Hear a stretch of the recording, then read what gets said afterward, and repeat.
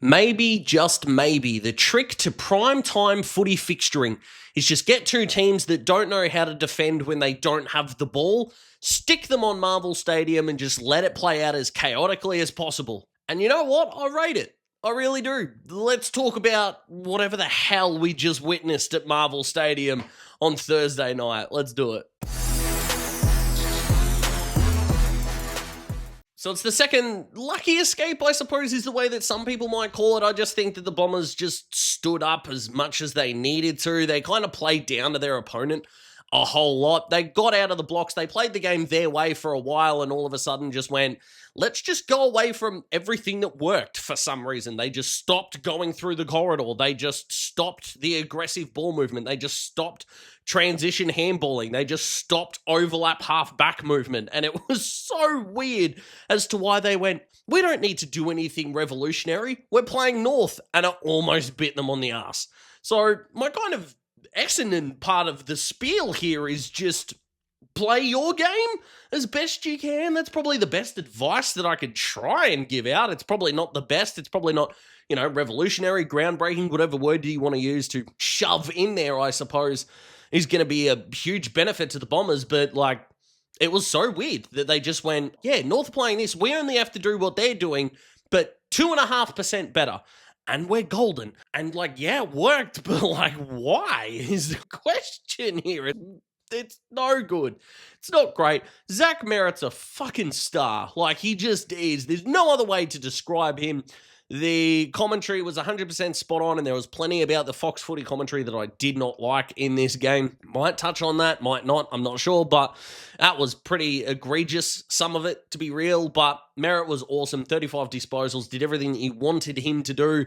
I think out of my 4 Supercoach lineups, 3 of them had Merritt and 2 of them had him as vice-captain, so that's where Daz is at the moment, let me tell you. Sound effects included. But overall, the Bombers, they did enough. They kicked 6 goals, 1 in the first quarter and kicked, 3 goals, 10 in the run off. Cool. It's kind of a silly way to kind of look at it. Everyone that dominated in the first quarter did nothing afterwards. Archie Perkins was nowhere. Ben Hobbs' first half, probably the best first half I've seen Ben Hobbs play. Probably 2 of his best, 4 quarters of his career. Didn't do a whole lot after that. Andy McGrath's first half was relatively strong. Didn't do a whole lot in the second half, and it wasn't really a net positive, to be honest. And then, everyone else was just, there. And look, Isaac Kako, he is not on the list of Essendon problems right now. I know he missed Merritt running inside 50, and if North Melbourne win the game, that's probably going to be heavily talked about. I understand that.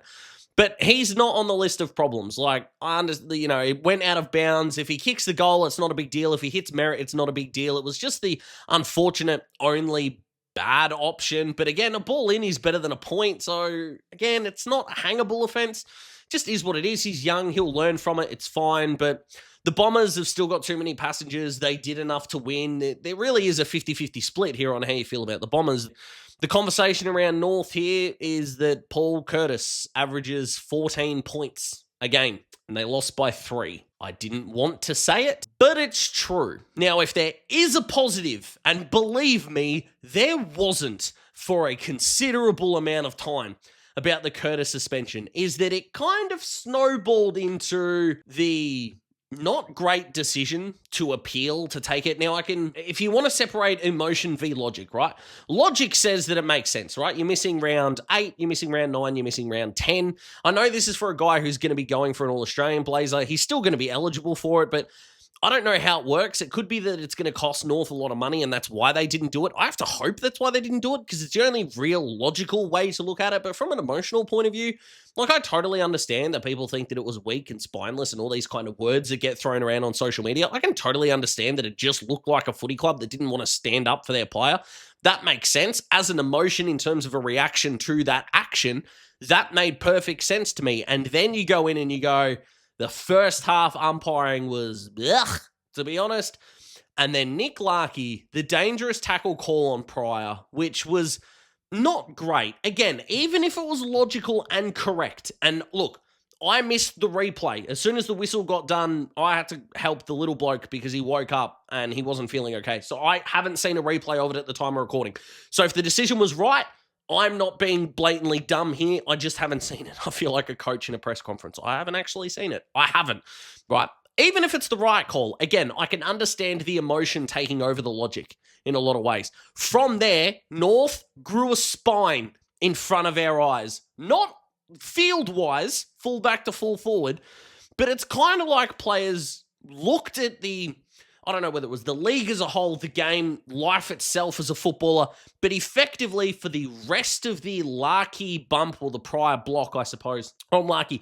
From that moment forward, it is like North ran around giving everyone and everything the finger. And you know what? That's what a Clarko team needs to do. The polish isn't there. The execution isn't there. That is more acceptable. That's the logic part kicking in. If the emotion of they give a crap, it's on the line, and it hurts when it doesn't work, North will accept that. And this is gonna suck. And I know that me being logical and saying something along the lines of journey-wise, this could end up being a big moment, is gonna do absolutely nothing for you, right? It is the equivalent of someone trying to give you unsolicited swing advice on the golf course. It's not warranted. I know I'm shit at this. Leave me alone. I get that's how you're probably feeling. You don't need that level of logic. But knowing that the players and hopefully the club is going through a range of emotions now that circumvents that logic, should I hope make you feel a little better. It's not going to be great that you're going to come up against Brisbane, but it's going to make you feel a little bit better. Now for the Bombers, Sam Durham was great. Again, Will Setterfield had some not great moments, but I thought his second half, he stood up really well in the end there. I will sing the praises of Kako until the cows come home. I did it for Nick Watson last year. Now, Kako's not inaccurate, by the way, but in terms of a highly drafted small forward that some people think needs to be a superstar straight away, and you can kind of blame Cyril Rioli for that, for his 2008 campaign, if we're being honest. But he's a gun, and he's just going to get better and better. Nate Caddy, the same, he and Wright are working better together.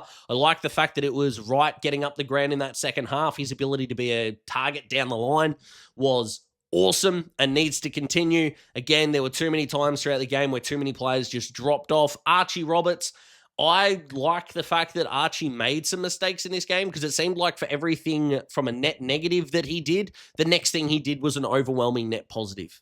And then, of course, for the Roos, right? Yes, Tristan Sherry was awesome. Harry Sheasel responded to the Kane Corns thing beautifully. Love all of that. They're not the ones to talk about, though. Riley Hardiman right now might be the shin boner guy now that Jackson Archer's done a hamstring, which is a real shame, and fingers crossed he is okay. The same as Jordan Ridley, the same as Harrison Jones. Looked awful, especially the Jones ones, of course, with the stretcher. Never wish an injury upon anyone. We understand that, and hopefully everyone does understand that. But Dylan Stevens, haven't seen him play a better game than that, especially in a North jumper. Want to give him a bit of a shout out. The only thing with Dylan is that whenever he hesitates, he goes from a potential B+ kind of operator to a C-. Like, he just does. Like, it says, as soon as he doesn't go with his instinct and he has to improvise on the fly, it just becomes a... But I thought he was terrific. I really do. Caleb Daniel did enough, which is what you need Caleb to do. He is not your perfect rebounding guy. I thought Finn O'Sullivan as an actual small defender played really well. Colby McKercher's first 2.5 quarters were downright dog shit, if we're just being honest, but he responded from that really well. North, again, have just got too many passengers. Will Phillips, the experiment's over. For me, I have no idea what it's like for North, but for me, it's done. And Bailey Scott, if you're a sub, so you should be fresh.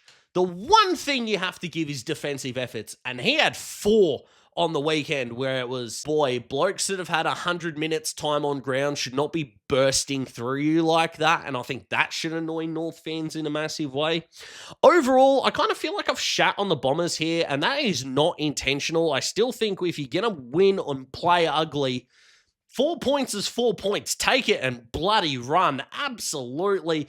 And, of course, you've got probably one of the top 2 or 3 young defenders in the competition, and you think of where Zach Reid is going to get to, and it's like a warm little hug, and as someone that loves key defenders, oh boy, I am loving what I am seeing from Zachy boy. So take it, run, Essendon, led by the 2 Zacks, the Zach attacks, and they did enough in the first quarter and held on in the end. And for North, fingers crossed that being pissed off at the world is the way forward, right? Fuck it, let's do it as a team. It's going to be the way to go.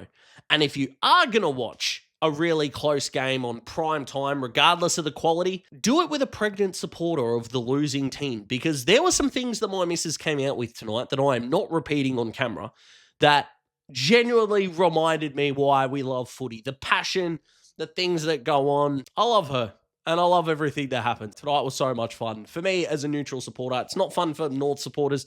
Essendon fans, you might not think it was fun either, but this was great. This was actually what primetime fixturing should be. It should be a chaotic mess sometimes. Not all the time, but for every Adelaide versus Geelong, you're going to get an Essendon North. And I thoroughly enjoyed watching both. So they're my thoughts, guys. Comment below. Let me know what you think.